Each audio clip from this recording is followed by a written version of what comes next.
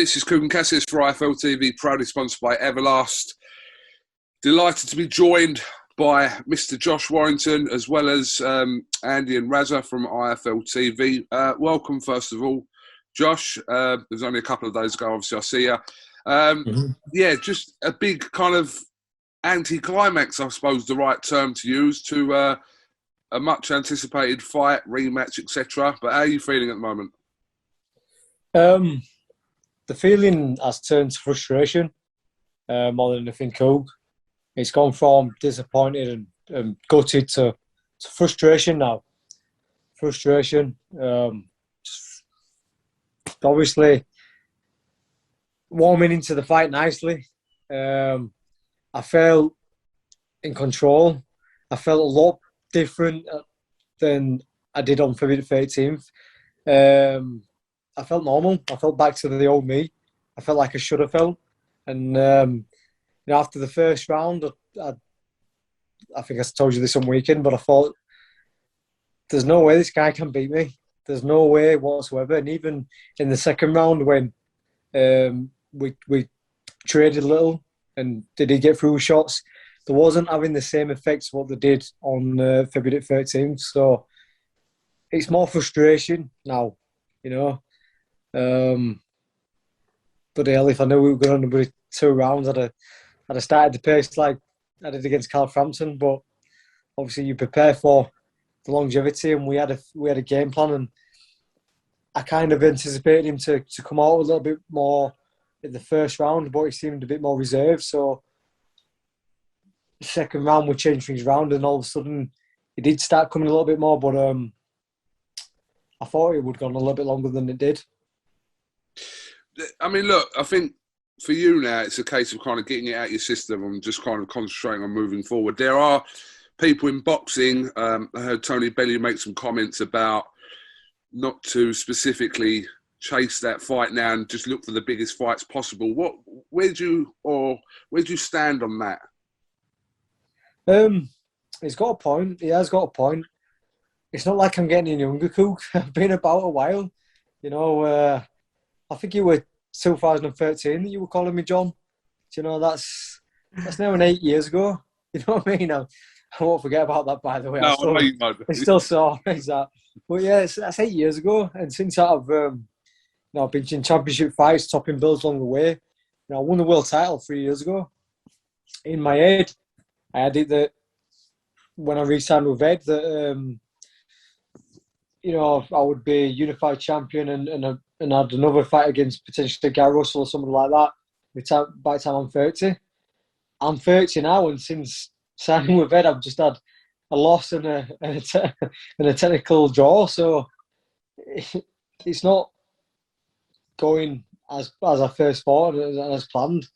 Obviously, been a victim to the pandemic as well. But what do I do? I mean, if I wait for Michael to get recovered and get a rematch underway, could be 6-7 months. I've just had 7 months out, and it's like opportunities just getting slipped by, and I feel great. I don't feel 30, but do I become obsessed with Michael Lara? Is my career does it all just become about Michael Lara, or do we focus on getting another world title? So it's something that I have to sit down with Steve, with Eddie, with my old fella, and have a real good thrash out about it. So, have you got your hand on the speaker by any chance? I might have done. Sorry, do apologise. That's all right. I meant to do it on the laptop, but it's not syncing mail, so that's all right. No, that's all right. I just thought I'd address it there. I'm going to let the boys jump in. They've got a couple of questions for you as well. Yeah, Josh. I mean, I wasn't there on Saturday night, but Headingley, the Leeds crowd, everyone knows about the Leeds crowd and that stadium fight. Every fighter wants that stadium fight in their home city. You got it, but obviously the decision didn't go your way. It was a technical draw. Maybe deflated the crowd a little bit. I wasn't there, I don't know. But do you want to revisit that? Do you want to revisit that stadium fight? Maybe if it is the trilogy with the Lara or another big name in the division, would you go back to Headingley as soon as possible? See, this is the thing with stadium fights, Sandy, as you well know, it's not the weather's not great, all times of years, and I think unless we're fighting him again in the next few weeks, it's just not going to happen this year. Obviously, we'd be going to ring with bloody scarves on and woolly hats on. Get a scarf playing. Yeah, that is true. But yeah, I think stadium fights are only going to happen in the summertime, especially obviously Headingley. They're probably more reasonable than, or not really reasonable, but more flexible than like what Ellen Road is. And now Leeds is a Premier League team. I don't think they'd want a boxing match during the season. People chopping all over the pitch. So yeah, I'd like to be out. You know, if we go back, I'd like to be out in between that. You know, I'd like to be out maybe even Christmas time. You know, that would be ideal. Christmas, maybe New Year, and then maybe go back to the stadium next year. Josh, I saw the content. Obviously, I wasn't there on Saturday night. You're watching Lara train during the public workout. The weigh-in was explosive. It set you up nicely for Saturday night. The first round, you kind of came in and you had your guards, both your left and your right hand, really tight to your kind of your face, and looked like the aim was to go there and just make sure that you took care of yourself as priority number one. But second round, it seemed like you just wanted to trade. What was it that changed? Was it the crowd? Was it the mindset? Did you just think, listen, I can take his power? No, it was a mixture of a few things. Obviously, I do get a bit excited when crowd then. Bloody hell, I'm sure any of you boys would have done this if you'd have walked out to that noise on Saturday and stood on that platform and gone up with all the fireworks and everything else going off. Michael Booth announced you, bloody hell, and maybe go weak at knees did that. But I think like I said initially, I expected him to come out and be a bit more aggressive in the first round, and he seemed reserved. So it was a case of goading him. I wanted him to come forward. I wanted him to put the pressure on. I wanted him to throw them shots and go wild. And the only way to do that was to poke the stick at him. Now, we got a little trade in the second round, and I was a little bit wild. But again, compared to the first fight, when I did get caught with shots, they just wasn't having the same effect of when they did in the first fight. You know, more so I had a tighter defence, so the shots were riding over. But even the shots were clean, they weren't shaking me to the boots like they were the first time around. So, yeah, I've gone back to the corner and my old fella gave me a certain instruction to out a couple of slides on, you know, if he'd come out the third round the same way and what I was going to do there. And it would just all seem to be going perfect, you know, but we'll never know, I guess. We'll never go. That's interesting you say that, because I take it the game plan going into the second fight, you knew what went wrong in the first fight. That's why you wanted the immediate rematch. And so can you honestly pinpoint what went wrong in that first fight for you to take the rematch so quickly? And obviously, you mentioned the tighter defence, don't go in there rushing and stuff like that. Is that what the problem was in the first fight? Yeah, and I don't want to make excuses, because February 13th for Mauricio's nightmarish, and I've always said that, but I think a lot of people have said, and they realise that I've mixed it at an higher level than Mauricio for a long time, and that's not me being, you know, cocky and anything like that. It's actual fact. That's on paper. Now Mauricio's just come out of nowhere and, you know, blown us out of water, but it's not like it was real known. It's not like rumours have come out about from the States of, oh, there's this featherweight coming through, he's had a few losses and he's a big sensation. Nothing like that. Now, in the first fight, there were lots of little things like injuries, and, you know, you can watch back and just look at my right hand, look how tight my right hand is, and I had to have an operation on my elbow, on my right arm, or my right elbow, sorry, after the fight, and that happened about a week before the fight. I couldn't close the window as well as I could on the weekend. Now, I've always held a tight guard up, and I like to think that we've always been pretty defensively sound. But instead of being there, it was there on the first fight.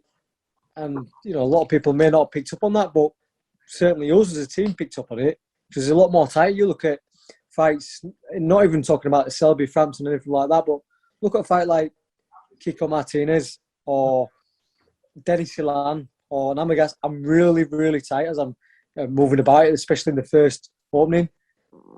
I wasn't able to do that in the first fight, and I got caught with a lot of shots. Secondly, there was just too much concentration on getting this fight done and fighting Kanju in 8 weeks' time. You know, that was meant to be the rearranged fight, and I paid the price for overlooking Risho, you know, being a bit too cocksure and standing in training with him when I didn't need to. And on the weekend, we'd all planned all throughout camp, this is what we're going to do, we're going to play the game, this is how the fight's going to pan out, you're going to make it as easy as possible for yourself, and then when he's ready, just take it. Take it. And like I say, I expected him to be out a little bit faster, especially with how he's been in the build-up and the weigh-in as well. I thought he's going to come, he's going to go wild, he's a crowd here, he's going to try and upset me, but he didn't. But like, just a few times I would have been a bit cautious because I know he's got power. He's got power, but he's not like the best reaction. So been a bit cautious with the jab. But I felt like I could prize him. I was prizing him. And, you know, if my dad had given me the green light to push forward, then I would have sat in that pocket all night with him. But it's a 12-round fight, isn't it, Andy? And that's the thing. You know, if we were fighting for 6 rounds, then I would have been a full sprint. But this is where, at a certain level, you can have game plans and you can start steady and know when to go up and know when to go down at the right time. Yeah. But with only 2 rounds gone, there's not really much you can do about it. Josh, I think it's unfair for people to, even though you'd probably, if you knew he was going to be ready, say, in 4 months, to kind of wait that 4 months, but you don't know it's going to be 4 months. It could be 6 months. It could be 7 months.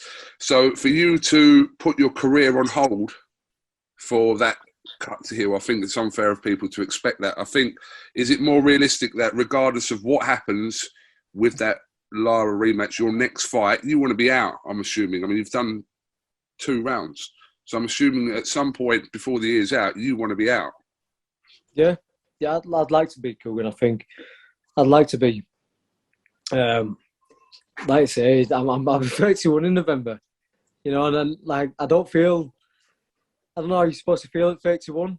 I mean, these days I get up for training, and you know, at mid-20s, I get up for like, all right, you're doing track work today. I'd be like, fucking track work, and then the next day, my body would be dead from the exercise. But these days, bit of knowledge, bit of learning how to recover better, constantly eating well, eating clean, constantly being in the gym. I go through camps like steady, real easy. You know, I get out of bed, you got track work, no problem, let's do it. You got strength, no problem, let's do it. You're sparring 8 rounds today, sparring 8, can I not do 10? I'm like that, I'm in that kind of mindset, so I feel good in myself, but at the same time, you know, you don't want to keep on prolonging your career. I've been in the game a long time already, you know, 11 years now, so and the inactivity is no good for anybody either. You know, I've been 7 months out and then another 6 months out. Like you say, I need to be out sooner. You know, in 2 years, I'd 4 big world title fights, and in 2 years since that, I've had 2. And, you know, I had 2019, I had 2 rounds against the coach. I've had 9 rounds of a good hiding back in February, and then I've just had 2 rounds on Saturday. So it's not ideal, to be honest with you, especially at the smaller weight when paces are a lot busier and they set a lot faster. So, yeah, I think I am swaying more towards being out again before Christmas than waiting for him if he can't be turned around quickly. What did Eddie Hearn say to you after the fight? What's his feeling about what you should do next? He said a few things. He said his old fella gave him some good advice in the past about these situations. He said, listen, you're not marked up, you're not hurt. You know, you live to fight another day. He said, I think you should be out sooner and just, you know, move on from it for the time being. And kind of from that first round, I got a little bit of satisfaction because obviously on the night in the dressing rooms, you're on a fucking absolute mad roller coaster of emotions. Now, I've had nights leading up to this fight where I've not gone to sleep for a while because I've been thinking, replaying it. What happens if that happens again? What happens if you get rocked again? What happens if you take them shots in the first 3 rounds and you don't respond as well or whatever? I played all the different scenarios out, and then when it came to the night itself, walking into the venue, very, very confident. I've done absolutely everything in camp, trained very hard. I'm up for it mentally and physically. But then you start questioning yourself.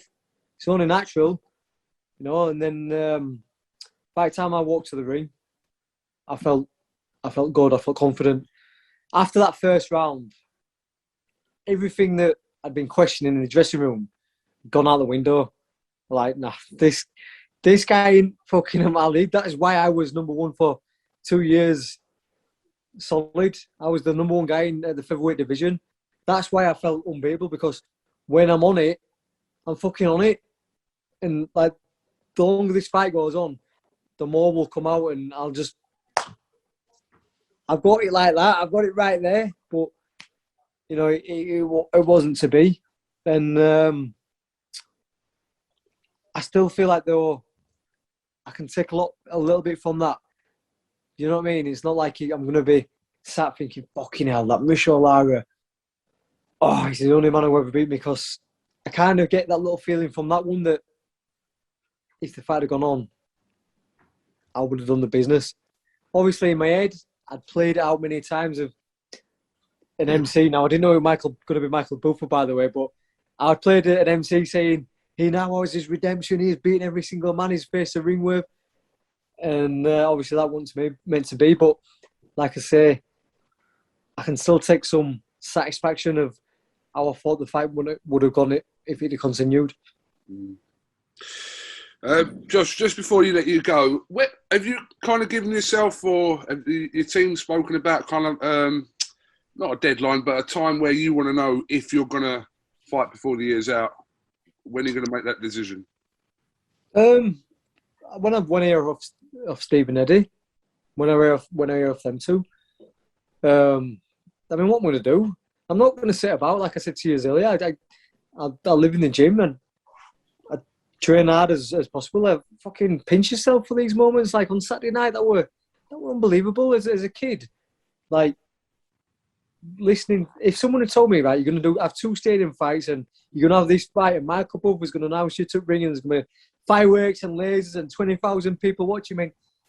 I got beat in my last fight. I got knocked out, but there was still people there supporting, backing me.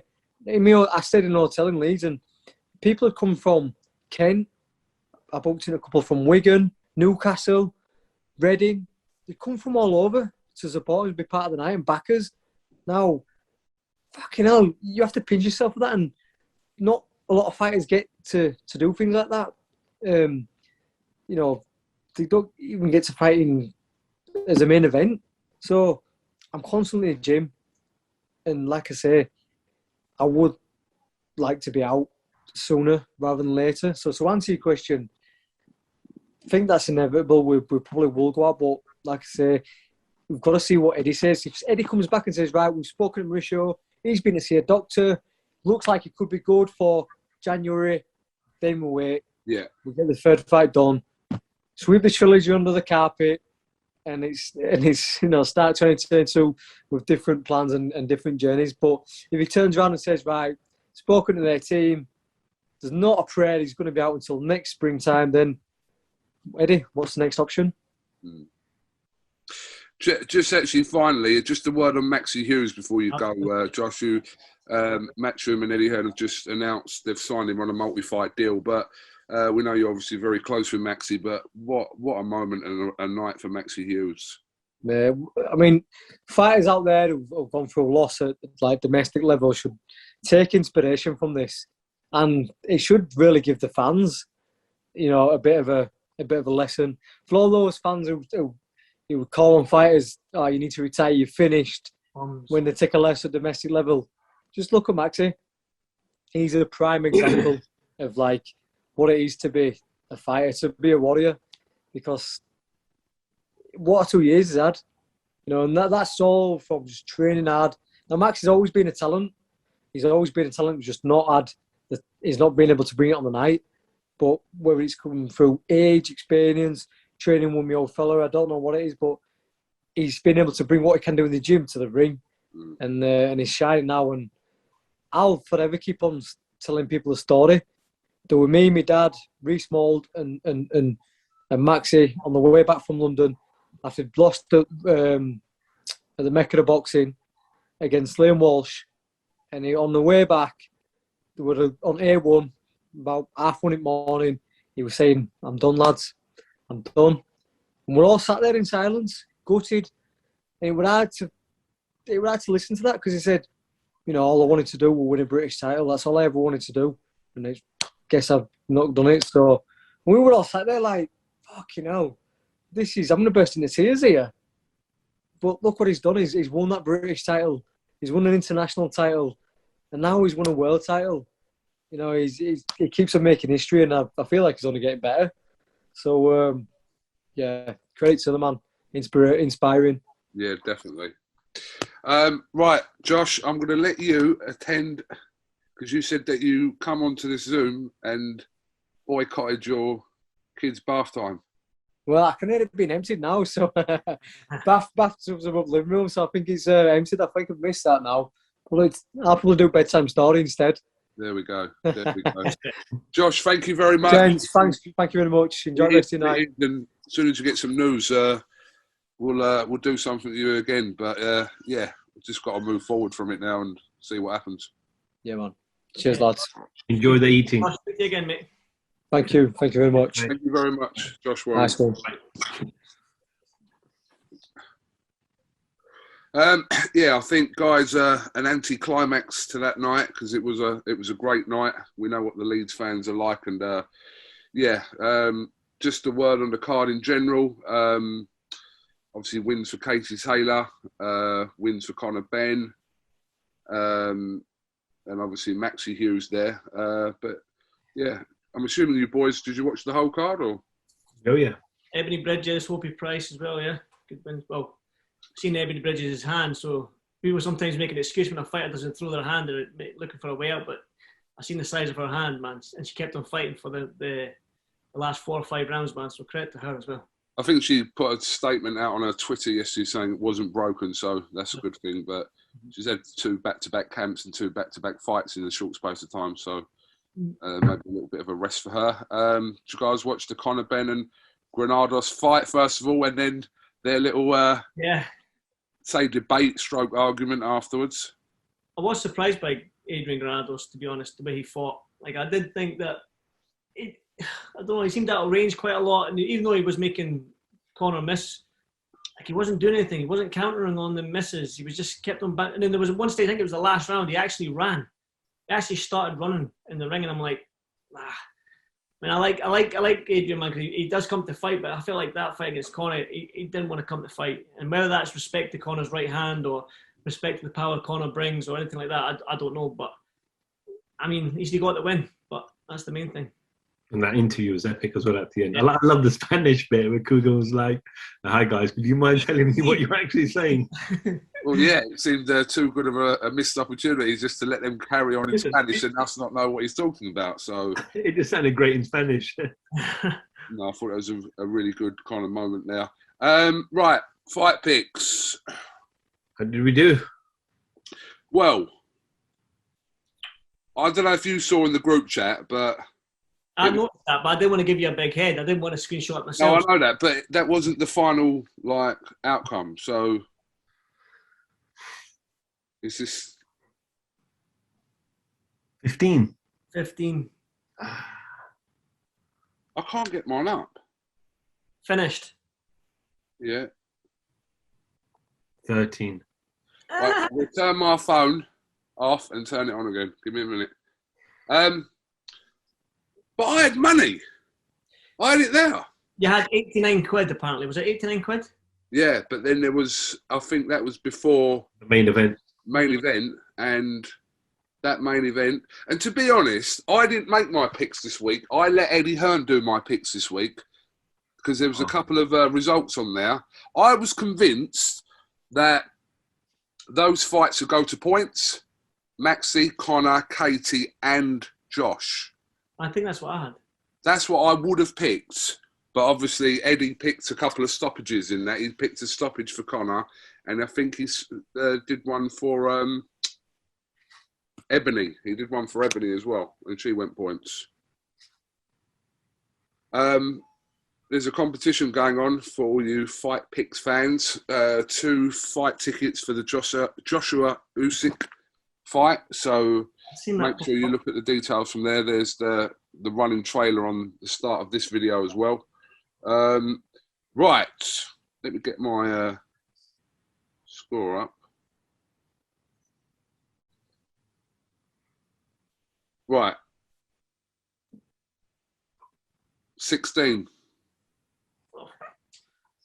What did you get, Andy? 15. Yeah, but Eddie got 16, not KUGAN, so. Listen, if I did the fight picks, I would have won money. Please believe me, because I know what I was going to pick. But because obviously he did it on the camera, he did my ones. What did you get, Raza? 13. Right, we should have really, next time, get the results of the Batman and Robin before we... Now, I call them Hiccup and Heartburn. Dumb and Dumber. What did you say? Hiccup and Heartburn. Oh, right. They're both little bastards. Okay, so 16 points. I don't think those 2 beat me. Nah. Nah. I think I'm going to be top of this leaderboard again. But you're right, it was Eddie Hearn's pick, so maybe Eddie Hearn's should get his name in lights for that one. Right, Andy. Yes, sir. You are hopefully going to be on your way to Miami this week. We're just going to wait for some confirmation of that. But, I mean, what's happened there? I mean, obviously, we wish Oscar De La Hoya a speedy recovery. Evander Holyfield comes in to fight Vito Belfort. It's moved from Los Angeles to Miami. I mean, it's crazy. The craziness continues. Well, this sport doesn't surprise me anymore. Like, I'm just going to wait till I'm ringside or wherever I'm sitting and the fights start before I get excited about anything, because everything's chopping and changing, up, down, here, there, everywhere. So, but to be honest with you, man, I seen Oscar in LA a couple of weeks ago, and he looked fit. He had the 6-pack. He especially at his age, he was ready for it. He was talking a good game. But Evander Holyfield, man, he was a legend for me growing up as a kid. So, selfishly, as a boxing fan, being selfish, and I'm going to be selfish here, I cannot wait just to watch that old man fight. I'm going to say it. It's a good fight. I don't know. I don't care what anyone says. I like the idea of Evander Holyfield fighting at 58. Do you know what? I'll be honest with you. If we were going to get a replacement for this, then I don't think there's much better replacements than getting Evander Holyfield. And coincidentally as well, obviously David Haye is on the card in his 8-round exhibition with Joe Fournier. Now, are we cynical enough to think that there's something there? Haye Holyfield? Well, yeah. Listen, like I said at the beginning when you asked me that question, the game is up in the air right now. Boxing is just it's a crazy sport at the moment. It could happen. Do you know what I mean? I've just went to Ohio. I've just watched Pacquiao get beat by Ugas. Then I flew to Ohio, watched Jake Paul versus Woodley. I mean, boxing for me is like I don't know what's going on with it, man. It's just a crazy sport. And for David Haye to say that his purse for this fight is more than Bellew won, it shows you. Yeah, when you're out there in Miami, try and get some more information on that. I'm quite interested in those comments I heard that David made. I want a free. I want him to buy me a coffee at least then. So the 2 games on Fight Picks this week, obviously, John O'Carroll in action this weekend on that card as well, alongside Anderson Silva and Tito Ortiz. Obviously, the Haye Fournier fight, and now Vito Belfort and Oscar De La Hoya. There's a change coming to that Fight Picks thing because it's still listed as De La Hoya. Also, though, we have Sonny Edwards defending his world title against Jason Mama this week on the Frank Warren card, which is on Saturday. Frank Warren's got 2 shows, obviously the one featuring on fight picks is the one on Saturday. Also in action is Callum Johnson and Denzel Bentley, Ryan Garner, amongst others. So there's a lot of boxing on, and also Hennessy Sports have got a show on this week as well. I mean, yeah, boxing is very firmly back, boys. Absolutely, absolutely. I'm looking forward to seeing Callum Johnson. Really want him to start moving. You know, I know he's got so much potential. He's had a little bit of a pause, a bit of an injury, but just want him to start moving, and hopefully those big light heavyweight domestic fights can start getting made. I still think Callum Johnson is very underrated. I don't think people have given Callum Johnson the credit over the years. I think Callum Johnson is definitely one of the most dangerous ones that in the world, let alone what we've got here in the UK. I think I agree with you. I'd like to see just chuck Callum. We saw what happened in the Beterbiev fight. And listen, he didn't win the fight, but we saw what he's capable of doing in that fight. So I'd like to see Callum Johnson just go in now. And do you know what I mean? Because I think he's very underrated. Yeah, I agree. I totally agree. The way Joe Gallagher talks about him and stuff like that as well, and the Beterbiev fight is one of them, but he's like a Joshua Batsu who had him a couple of weeks ago. He's doing everything right at this stage of his career, apart from the Beterbiev fight, which is the world title, but he just keeps on knocking everyone down that isn't in the top 1 or 2 or 3 in the division. So, like Raza said, these big domestic fights, again, being a selfish boxing fan, we want to see them. We want to see the Anthony Yards, the Boatsis. We want to see these guys in amongst each other. I mean, we can see rematches, trilogies with them all. It doesn't matter if you win, lose or draw. I mean, there's an opportunity to fight again. So let's hopefully we get them on sooner rather than later. Right, guys, thank you very much for your time this week. Thank you very much to Josh Warrington for coming on as well. We will catch up with you next week. The episode will probably go out on the Tuesday next week because you'll be kind of travelling back on the Monday. We'll wait and see how that goes. Remember, over 18s only can play fight picks. Play responsibly and check terms and conditions. Guys, a lot of boxing on this week. Yep. You guys are very busy, and we'll catch up after the weekend. Absolutely. Yes, guys, I'm away to do some boxing myself. I'm in the gym right now, so I'll speak to you soon. Speak to you soon, Rocky. Take care. Okay.